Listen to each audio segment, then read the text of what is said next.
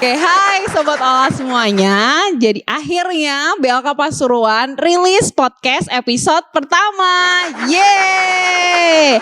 Oke, di episode pertama kali ini kita akan bahas yang lagi menarik nih. Gak cuman di BLK Pasuruan aja, tapi mungkin di mana-mana ini lagi jadi bahasan.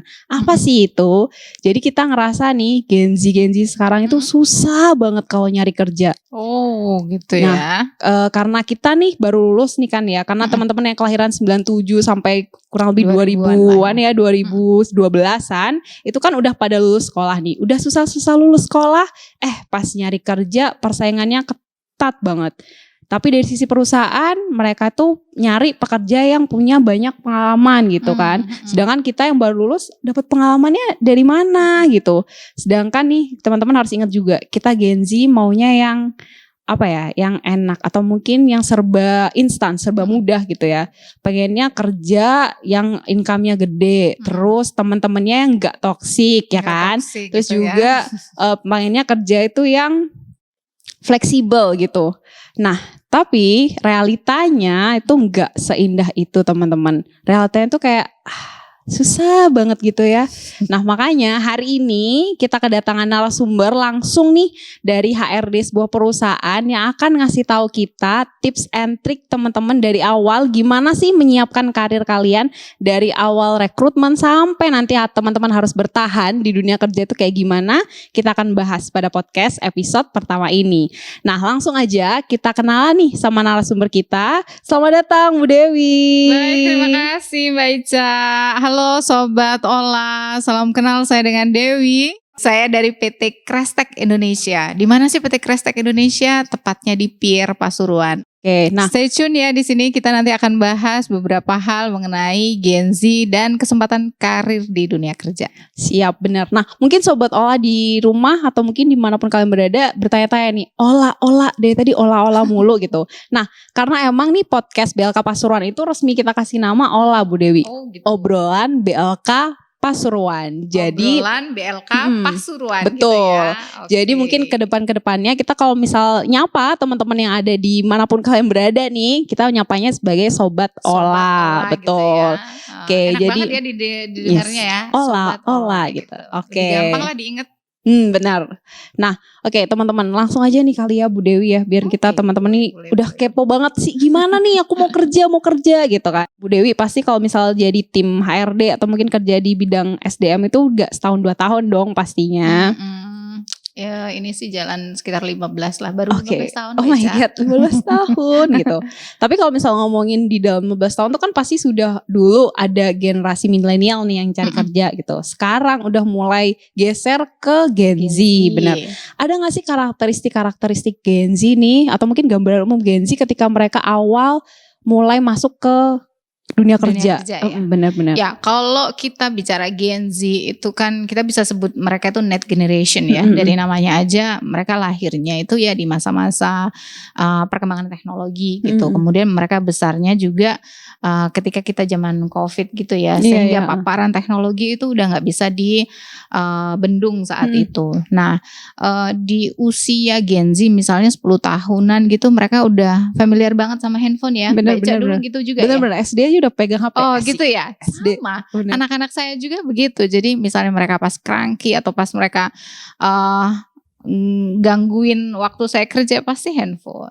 Bunda biar gak rame handphone seperti itu. Sehingga kayak gitu. Cuman hal yang agak agak susah itu karena mereka kurang terkontrol sehingga mereka tuh rentan yang namanya pressure, yang namanya nggak sesuai ekspektasi mereka. Oh iya sama benar. Seperti yang tadi Mbak Ica sampaikan. Jadi mereka tuh punya harapannya itu bagus-bagus begitu, padahal kenyataannya kan nggak seindah itu. Iya benar. Gitu. Nah kemudian mereka juga sekarang itu lebih banyak belajarnya melalui TikTok, melalui live Instagram kan begitu ya, live TikTok, terus dari Instagram, kemudian dari berbagai media sosial lainnya. Sehingga mereka suka hal-hal yang bagus banget, tampak dari luar tuh glowing, padahal belum tentu juga kan. Nah Gen Z itu juga begitu. Pernah dengar yang namanya Strawberry ya Generation benar-benar gitu ya. benar. Istilah Kan itu sering banget dikaitin sama Gen Z yang Betul. Strawberry Generation itu betul. Strawberry Generation. Kenapa begitu? Strawberry itu kan cantik gitu Bener. ya, Berkilau buat gitu berkilau dari gitu. luar. Tetapi di dalamnya kan memang lumayan rapuh gitu Betul. ya. Nah seperti itu. Tetapi tidak semua Gen Z begitu sih. Tergantung juga pola asuh orang tua, Betul. kemudian juga lingkungan sekitar yang memang membuat mereka growth-nya nanti seperti apa. Apakah menjadi Strawberry Generation atau enggak. Kayak gitu sih Mbak Ica. Oke, jadi karakteristiknya emang bener ada lah sebagian yang Strawberry Generation tuh ada. Ada sebagian kayak gitu. Oke, nah kemudian nih Bu Dewi, kalau misal di awal-awal kan teman-teman itu pasti kalau misal mau join nih ke sebuah perusahaan tuh pasti dia harus ngelewatin yang namanya rekrutmen dulu tuh kan. Nah kira-kira nih Bu Dewi di awal-awal teman-teman harus ada gak sih poin-poin yang harus diingat nih ketika mereka mau mengikuti proses rekrutmen perusahaan?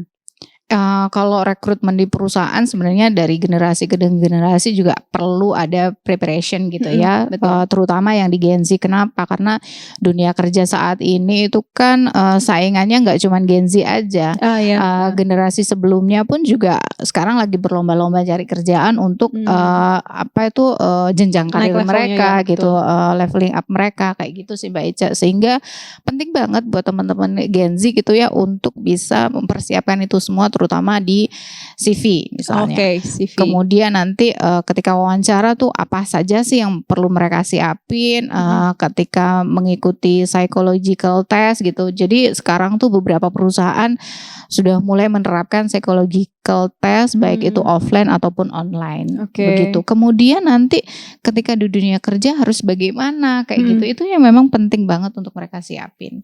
Nah, kalau kita ngobrol tentang CV ini adalah kayak gerbang utama gitu. Iya, ini kan hal pertama yang dilihat para kami gitu ya, para HR gitu ya, untuk bisa ngelihat mereka ini bisanya apa, skillnya apa, kemudian pengalamannya apa, kayak gitu sih Mbak Ica. Sehingga di CV itu penting banget untuk disampaikan itu clear ya. Kemudian relevan dengan posisi yang sedang dibuka, di open gitu ya. Kemudian juga informatif. Maksudnya informatif itu bukan berarti banyak sekali informasi yang mereka sampaikan, tidak perlu. Silahkan diseleksi, cukup selektif aja informasi apa sih yang penting untuk disertakan di CV. Pertama tentang pendidikan ya. Pendidikan itu tidak perlu mulai dari mereka SD atau bahkan beberapa saya menemukan itu ada yang TK dimasukkan. Gitu. Cukup pendidikan terakhir. Seperti itu. Kemudian lulusnya tahun berapa sampai tahun berapa itu juga perlu untuk disampaikan. Selain itu tentang skill gitu ya. Skill ini juga perlu tuh, kebanyakan teman-teman tulisnya tuh kalau di CV skill komputer misalnya bintang 5 gitu. Kemudian benar. Apalagi komunikasi bintang 5. Nah, bintang 5 nih maksudnya seperti apa gitu. Nah, ini yang perlu juga mereka untuk deskripsikan. Setidaknya singkat saja, misalnya komputer. Oh, mereka lebih bisanya di Excel. Excel tuh kan macam-macam gitu ya. Ada rumus sederhana, ada yang advance kayak gitu. Terus kemudian selain itu apalagi yang Mbak Ica ya, kalau di CV itu biasanya ada yang namanya pengalaman sih. Ya betul, pengalaman. Pengalaman ini jangan fokus sama pengalaman kerja. Kalau teman-teman baru lulus, tentu kan ini ya, gimana nih, aku kan baru lulus, pengalamannya dari mana? Aku kan belum kerja, makanya cari kerja ini buat dapat pengalaman. Kok malah ini dicari yang pengalaman Iya gitu. benar. Nah, pengalaman itu bukan selalu pengalaman kerja. Ini yang Gen Z harus tahu gitu. Ini yang harus diingat-ingat juga. Pengalaman itu bisa teman-teman ambil dari mana aja. Sobat Ola bisa ngambilnya itu dari waktu di sekolah, di organisasi misalnya. Di situ banyak banget kesempatan, banyak banget pengalaman, misalnya kita berorganisasi atau misalnya ketika kita menyelesaikan tugas akhir kita gitu ya. Dari situ kita bisa belajar bagaimana caranya berkomunikasi dengan orang lain, bagaimana caranya bekerja sama dalam tim, menyelesaikan satu target tertentu, kemudian gimana sih caranya mengatur waktu waktu gitu. Sebenarnya teman-teman yang sekolah di SMK itu kan schedule-nya udah padat banget ya sekarang ya. Mereka sudah bisa tuh mulai memprioritaskan mana sih yang harus diutamakan, kemudian jam berapa saja sih ini harus dilakukan. Itu kan sudah satu bentuk pengalaman ya, itu praktek langsung untuk kehidupan mereka. Nah ini bisa mereka bawa gitu ketika mendeskripsikan dirinya di CV. Seperti itu sih Mbak Ica. Nggak harus semua pengalaman kerja. Oke, berarti kalau misalnya kita ngomongin CV, teman-teman tuh harus lebih detail lagi, nggak lagi bentuk bintang-bintang atau bahkan tuh biasanya ada yang kayak ditarik-tarik kayak volume gitu, Bu Dewi. Ya, bener betul, tuh, inget banget betul. tuh. Jadi bener-bener kalau misalnya teman-teman pernah dengar ada CV ATS style itu kan kita udah, teman-teman pasti udah tahu lah, banyak tuh di internet tuh kan, udah nyebutinnya tuh udah informasi detail, terus pengalaman-pengalaman tuh nggak hanya benar tadi bukan pengalaman kerja, tapi pengalaman organisasi tuh bisa teman-teman masukin. Oke. Ini CV ini udah lolos nih Bu Dewi. And then masuk nih ke part interview nih. Ini biasanya emang kalau jujur Bu Dewi sih juga Gen Z nih. Dulu juga sempat cari kerja juga nih sebelum bergabung di Pasuruan. Susah juga cari kerjanya. Enggak kan? Lumayan gitu ya. Lumayan banget nih. Dan itu adalah part yang bikin kita deg-degan nih sebenarnya Bu Dewi. Kayak aduh, bisa lanjut lagi enggak ya? Bisa lanjut lagi enggak gitu. ya? Kalau ada satu atau mungkin 2 tips nih Bu Dewi menghadapi interview tuh biar enggak gugup atau biar diinget nih sama rekruternya tuh gimana sih Bu Dewi? Jelas kalau wawancara itu baik online, baik offline gitu ya memang perlu disiapin.